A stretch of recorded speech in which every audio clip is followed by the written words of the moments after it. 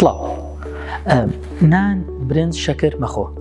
ئەمە ئەو ڕێنمایە باوەیە کە نەخۆشانی شەکرە بەردەوام گیان لێ دەبێت. بەڵام ئەی دەربارەی ئەو خواردنانەی کە دەکرێت بخورێن و ڕێژەی شەکر ڕێک دەخەن. ئێمە وەکو بەشی هەناو لە نەخۆشخانەی میهرەبانی ئەم بۆشاییەمان هەست پێکرد کە نەخۆش پێویستی بە ڕێنماییەکە بۆیە هەستان بەڕێخستن و پۆڵێنکردنی ژەمەکانی ڕۆژ بە گوێرەی نەخۆشانی شەکرە.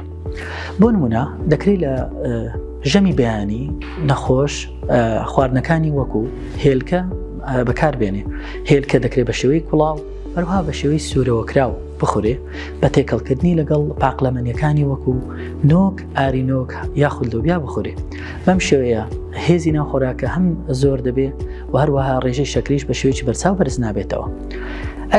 ئەی دەربارەی ژەمی نیوەڕۆم دەکرێت خۆراکەکانی دووبارە وەکو پاقلەمەنیەکان وەکو نۆک، فاسۆلیا، وەروەها لۆبیا و نیسک بخورێ. ئەمەش لەگەڵ زەڵاتەیەکی زۆر لەگەڵ خۆراکەکە.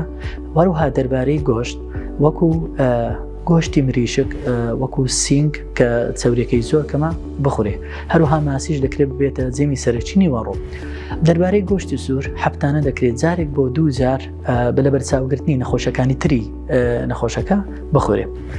دەربارەی ژەمی ئێوارە هەرێکە لەم ژەمانی کە باسمان کرد لەم خۆراکانەی باسمان کرد لە ژەمی بەیانی و نیوەڕۆ دەکرێت بخورێ، بەڵام تکایە بە ڕێژەیەکی زۆر کەمتر وەرەوە بە خواردنی زەڵاتەیەکی زیاتر. دەربارەی نێوان ژەمەکان یاخود سناک دەکرێت میوەکان بخورێن وەکو میوە شیرینەکان، بەڵام بە لەبەرچاوگرتنی خواردنی تەنها یەک جۆر لە میوەی شیرین وەکو ترێ، وەکو هەنار، وەکو مۆز، تەنها یەک بەش لەم میوە شیرینانە لەگەڵ میوەکانی تر کە شیرین نین وەکو خواردنی تەرەوزی یاخود خیار یاخود سپێناخ. بەهیوای سەلامەتی بۆ هەموولایەک.